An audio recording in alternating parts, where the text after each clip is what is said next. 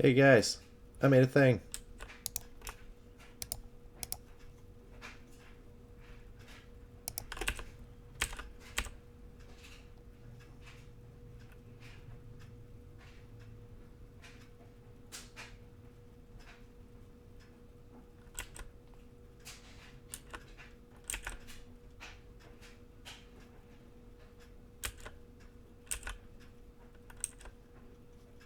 Awesome.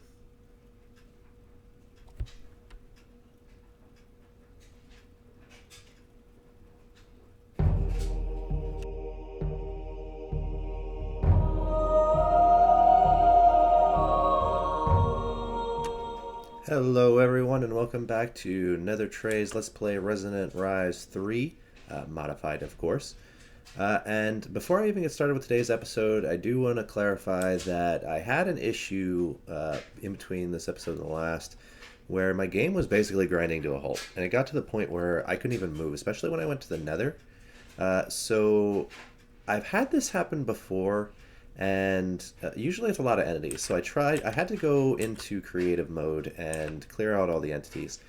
And it didn't work until I went into the Nether and did it. And my suspicion is that it was hellfish that were somehow released by the endothermic pump.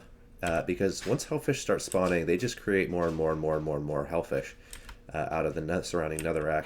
I'm not sure exactly how it works, but I think that's pretty much how it works. And it basically just bogs your game like down to a halt. So I ended up having to go into the nether, go into peaceful mode to kill all the ones that were there, and I disabled hellfish. So I shouldn't have to worry about that problem anymore. But just so you guys know, I did have to go into creative mode to get that fixed. So yeah, on with the episode. So today I promised we were going to get into applied energistics, and that's what we're going to do. So the first thing we're going to need is some of this quartz fiber. Take a bunch of those. And that's made with Certus quartz dust, which is just Certus quartz in your pulverizer or sag mill. And then you combine it with some glass, and that'll get you some quartz fiber. With the quartz fiber, we can make cables for applied energistics. The thing we're going for right now are crystal growth chambers, because we're going to need some... we're going to want these ME drives, so we're going to need processors. And actually, I don't think I need... I am going to need pure Certus quartz at some point. It's also nice for doubling your quartz, because quartz is kind of hard to come by sometimes, unless you have a quarry going, which we're going to very soon. But what I'm going to do, actually, is get some power rolling. So the first thing we're going to need is an energy acceptor, and this will put power into our ME system. So that's going to take some quartz glass, some iron. Quartz glass is just made like this. We can actually just grab some of that, just like that. And then we'll bring up our recipe again. We're going to make one of these. We don't have any iron. So we're going to just grab a stack of iron because we're going to need it. Do that one more time. That will make our energy acceptor. We are going to have to bring power all the way over from the reactor. The reactor is over there, so I'm going to run some cables. I'm not sure if I want to go behind the wall or run it out here and then go underneath the platform. I might want to do that because I think that's what I want to do eventually anyway. I don't know how easy it's going to be to do around these corners, though. Regardless, I'm going to get power over here somehow. But I'm going to put an energy acceptor down in the ground here somewhere, because we're going to need some inscribers, which look like this. Now these are going to be kind of useless until we get our patterns or forms or whatever they're called in this one, presses. And those are found in world generation. So I'm going to have to go out into the world, find meteors that have fallen that have skystone, and inside of them is a skystone chest, and that's where you find your presses. So I'm going to get started on that, and I'll let you know when I find something. Also, because I keep forgetting to say it, this is episode 10. Guys, this is one of the best formed Project Red volcanoes I've ever seen. Normally they're all kinds of deformed and spread out. This one looks actually like a volcano. If I would have seen this when we first started this series, we would be living inside this volcano. That is a very bad place. We will not be going there. This is one of the largest tainted biomes I have ever seen. It's actually really huge. Oh, and of course, that's where we find one of our meteors. Don't know what this plant is. Don't know. Anyway, so this is one of the meteors I was talking about, and we need to dig down inside this guy. This stuff is really hard to break, even with the awesome tools that I have. So what I'm actually going to do is put a piece of... I don't know if this is going to work or not. Some things it works on, some things it doesn't. It worked, just not how I planned it to.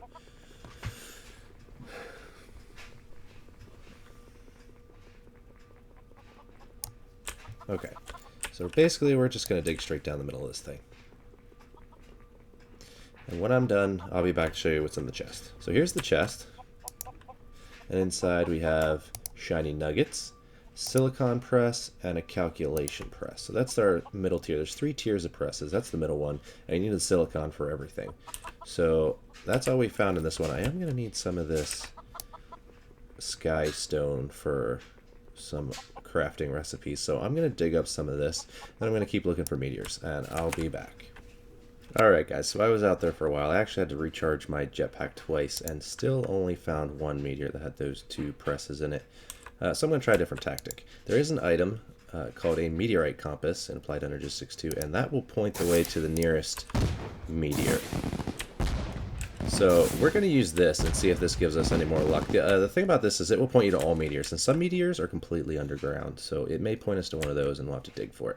But at least now we know exactly where we're going. Alright guys, so our meteor compass brought us here, and if we move a little bit forward, you'll notice it starts to spin, and that means the chunk that we are now in, there's a meteor inside of it.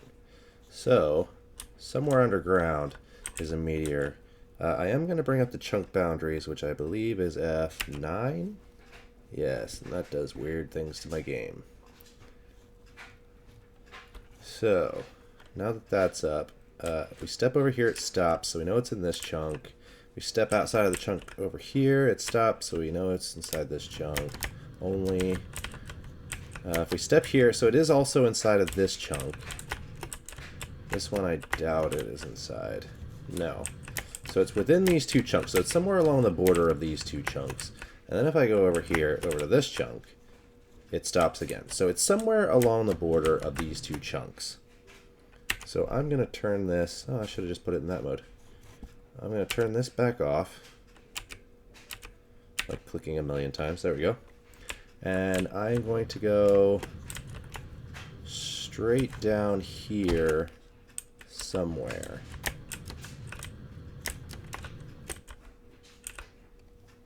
Let's turn that back on for a second. Let's do this mode because I can see the best. So if I go here, it stops, so it's somewhere between these 2. So I'm going to dig right here until we hit a meteor. There it is. We're going to dig it out till we find the center of it.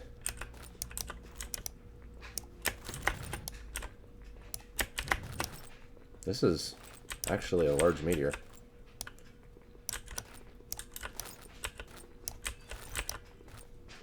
This might be the center of it, so I'm going to dig right down here, starting on top of this one. And I'll let you guys know when I find the chest. Alright guys, so here's the chest. Inside we have the logic press and the engineering press, which are exactly the 2 we needed. I'm going to take this chest just because they're cool looking. Also, I think there's something special about them. They can open even when there's a solid block on top of them or something. That might not be a thing, but I was pretty sure it was a thing. So I'm going to collect a little bit more of this before I head back to base, and I'll meet you guys there. Alright guys, so in order to make these inscribers, we're going to need 10 sticky pistons, which can be made with raw rubber instead of slime, just because it's a lot easier to find. And then once we have our sticky pistons, we can come over here to the right, grab our inscriber recipe, and that will make us 5 inscribers. Now, we probably won't need 5 right away, because the basic inscriber can only accept 1 input at a time, 1 of each input at a time, so they're difficult to automate. It is possible, but I'm not going to fight with it. There are other inscribers added by another mod It is called an advanced inscriber. It's from AE2 Stuff. These are really nice, and they're awesome for automation. So I'm going to end up making these, but I have to get regular ones going first because I need engineering processors. So in the meantime, I am going to get these inscribers set up. I'm going to get some power run over here from the big reactor, and then we should be ready to start making some processors so that we can get our panels and our ME drives rolling.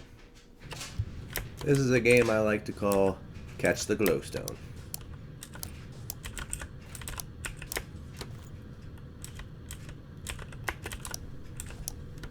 Alright guys, so I ran a power line all the way out to the center of my base, and I'll try to fancy this up a little bit so it doesn't look quite so weird.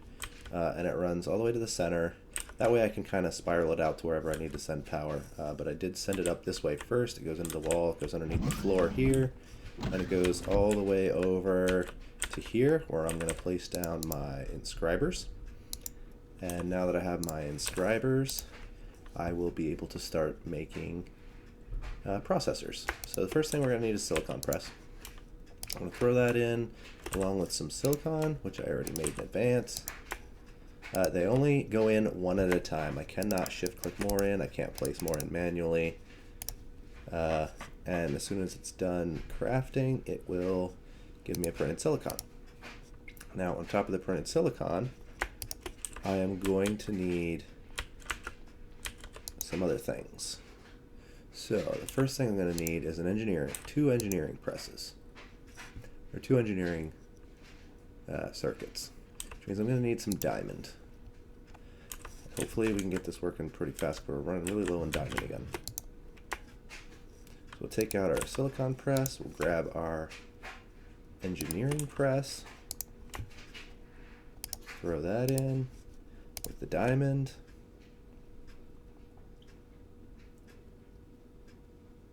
That'll get us our printed engineering circuit.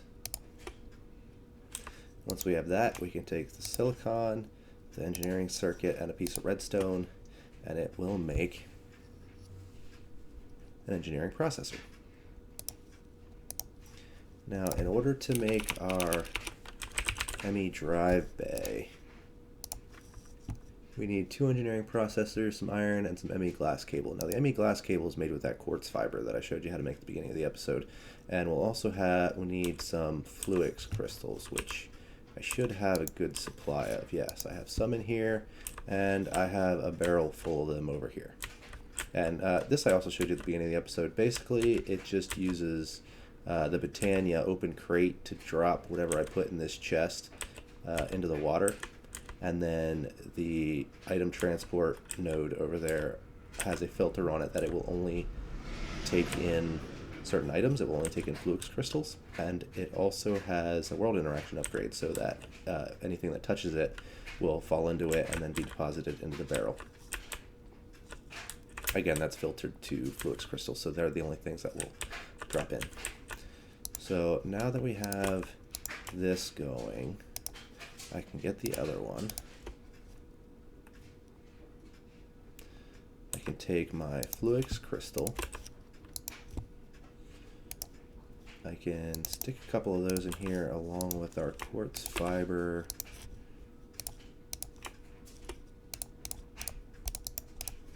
And that will get us ME glass cable. And then our ME glass cable, our engineering processors. We need some iron, which we already have, and that will give us a drive bay. We're going to take this first drive bay and we're going to put it right here on the end. We're going to break that as well, because that's where our cables are going to come up in. It's going to go just like that.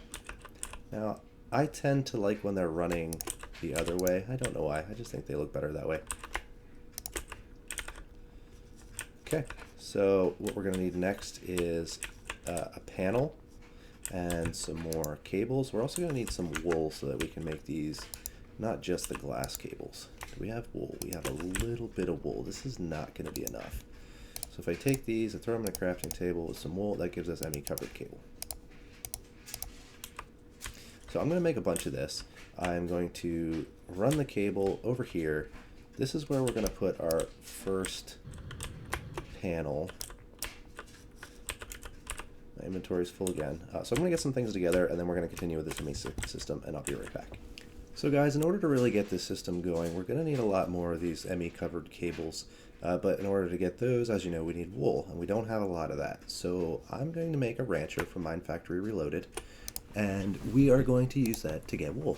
We're also going to make another item, assuming I do have the ender pearls. So I'm going to take 4 ender pearls and a gas tier. We're going to throw them together in a crafting bench, just like this, and that will get us a safari net, reusable. Key part there being reusable.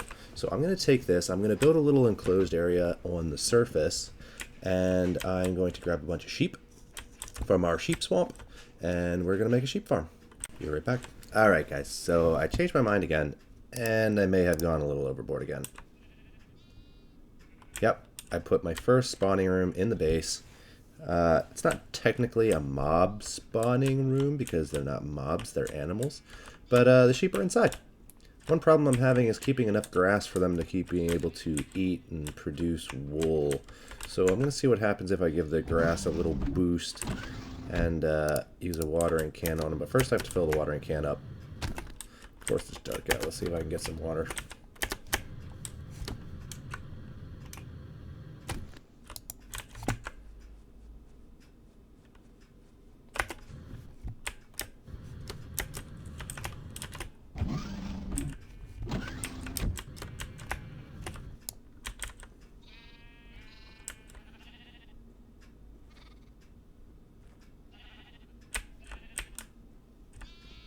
Alright, now the room is full of grass. Let's see if they can keep up with the sheep eating them.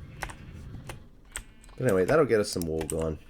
We're going to need more than what they're producing right now. I do need more sheep, but like I said, I'm already having trouble with the grass. So we'll see how that keeps up now, and we'll move on from there. So in the meantime, I'm going to go grab some shears. I'm going to run over to Sheep Swamp, and I'm going to grab a bunch of wool, and I'll be back. Alright guys, so at this point I'm going to need a crystal growth chamber. There's a couple ways to do this. Just using normal applied energistics, you would make these crystal growth accelerators, and you'd put them in a square like this with 1 block of water in the middle, and you'd give them power. And you could use them to grow quartz seeds. And basically quartz seeds are made when you take any powder made from quartz by grinding them up, combining them with sand, and you throw them in the water, and they take a while to grow into pure quartz, and it basically doubles them. The accelerators make that happen faster because it's really slow if you just throw them in water.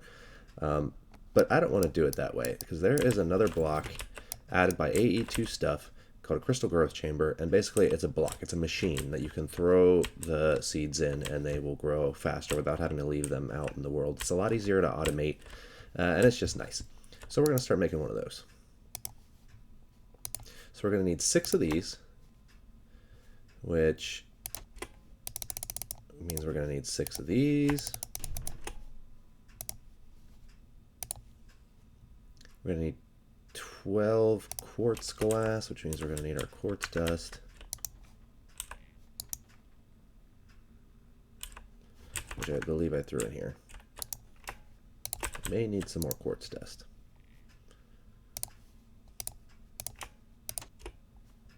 Oh, I need glass as well.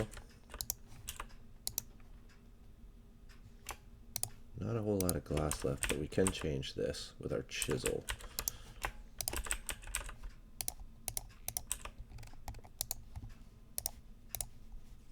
Just like that. And now we'll go back into our recipe. So there's our 12 quartz glass.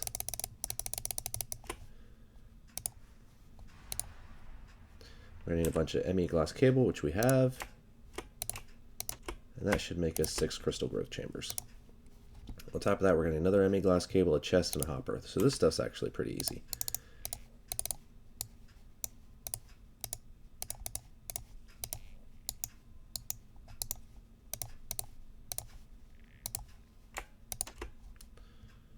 What are we missing? Need another chest. That'll make our crystal growth chamber.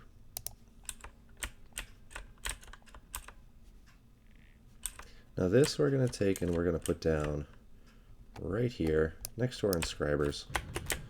It is going to need power. It may need power through the applied energistics system. We're going to find out. So we need a cable, which is right here.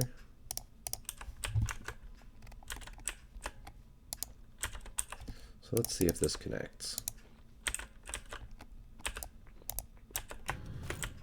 It does not, which means this does need to be powered through the applied energistics network. So I'm going to have to take this back off. So what I'm going to do is I am going to take this, I'm going to dig a hole down here, and I'm basically going to connect power to the applied energistics system, which I threw back in the chest, with our energy acceptor. We're going to put it right here. So that will now take RF and it will convert it into the power that applied energistics uses. We have to dig our way out of here. We're going to need a bunch more glass cable. We're going to combine it with some wool.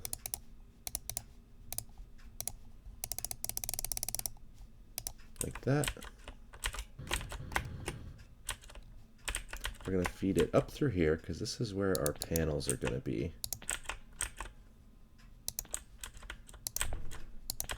Connect it just like that. And then we're going to bring it over this way.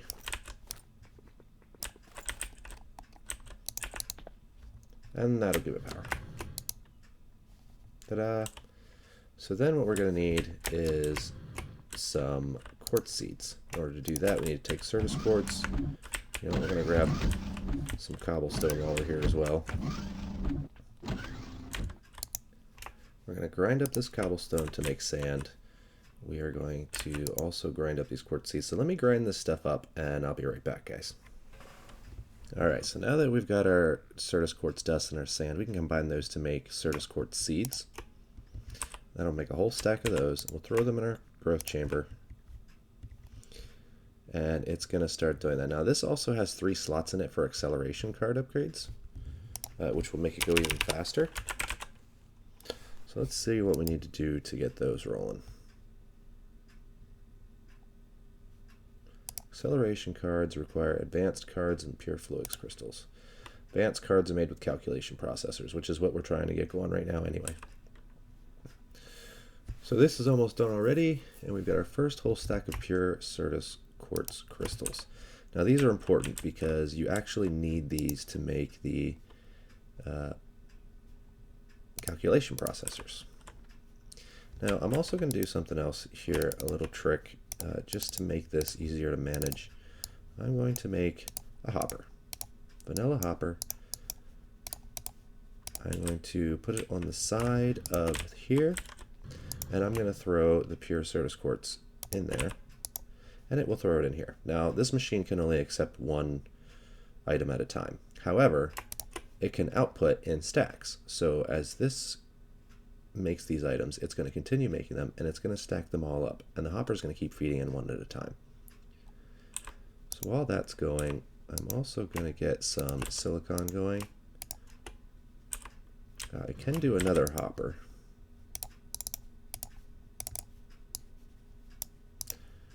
I'm not sure if it's going to work being fed in from the top, but we're going to find out.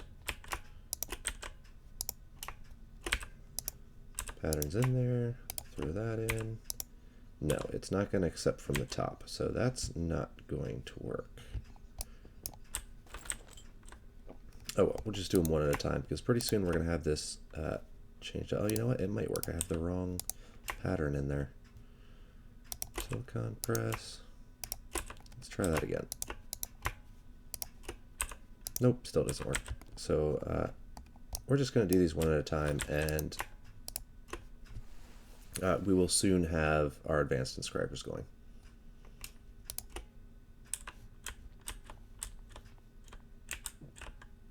So the reason I'm doing all this is because we need to get a terminal going.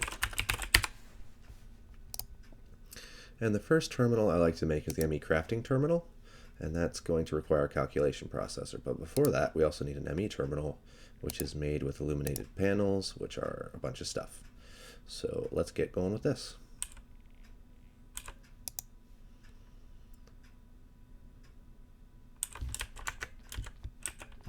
First, we're going to need our quartz dust. We're going to need some glass. We're going to need some redstone, some iron. We have iron. We'll take this one too. Take our redstone, and we're going to need some glowstone.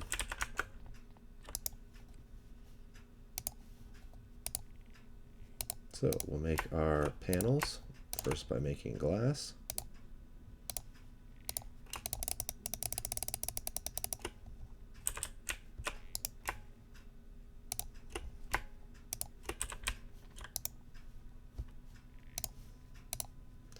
We are going to need a logic processor, formation cores, and annihilation cores. And I believe these both also require logic processors and flux dusts.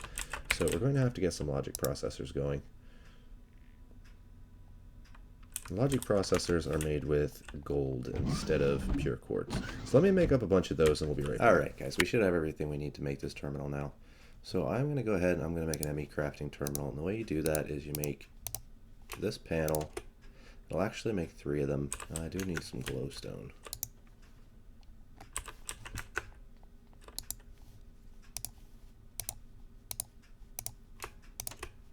Like that'll make 3 of those panels, and then we want to upgrade those panels to ME terminals. In order to make that, we're going to need some formation cores and some annihilation cores. We are running out of room. Holy cow. Alright, so then we're going to make this. Nope. So I need a logic processor, one of each of the cores, and that'll make our ME terminal. And we then take our ME terminal, we throw something on the ground. Well, we got to add it with a calculation processor, and that will make our ME crafting terminal, which we will put right here. Now, an applied Energistics 2 system will work without a controller as long as the system is under 10 channels. So for right now, we are going to go without that. Now, if we have a smart cable, which takes a piece of glowstone, piece of redstone, and an ME covered cable, can stick that on our line somewhere, like right here, and that will tell us how many channels we're currently using. So right now we're using 2 channels, one from this and probably one from the ME drive. These do not use channels. So now that we have that set up, we need to get some actual storage into our ME drive. So we're going to need storage cells. There's a bunch of different sizes of these. There's the 1K, 4K, 16K, and 64K. There's also another add-on that it makes even bigger ones. But for right now, we're going to go for probably a 4K. So in order to make a 4K, we're going to need a bunch of logic processors, some Certus quartz. Let's see if we can do this.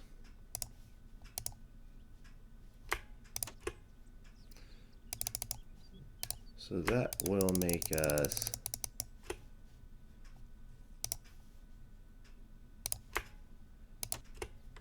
our 4K storage. And then we're going to need to put it inside some kind of container. So take that, we're going to throw it in our ME drive, and we can now start throwing things into our ME system, and it will be stored there. And now my inventory is no longer full, which is awesome. So we're going to throw all this stuff in here. Now, that one drive can hold up to 63 types of items, and 4,096 bytes. That's not very much storage, so that's not going to be enough to get our Ender quarry going. So between this episode and the next, I'm going to make some 16K drives. I'm going to make a whole bunch of them. I might fill this up. And then when I come back next episode, we will finally get our Ender quarry going. If you guys like the episode, don't forget to leave a like and subscribe if you want to see more. See you next time.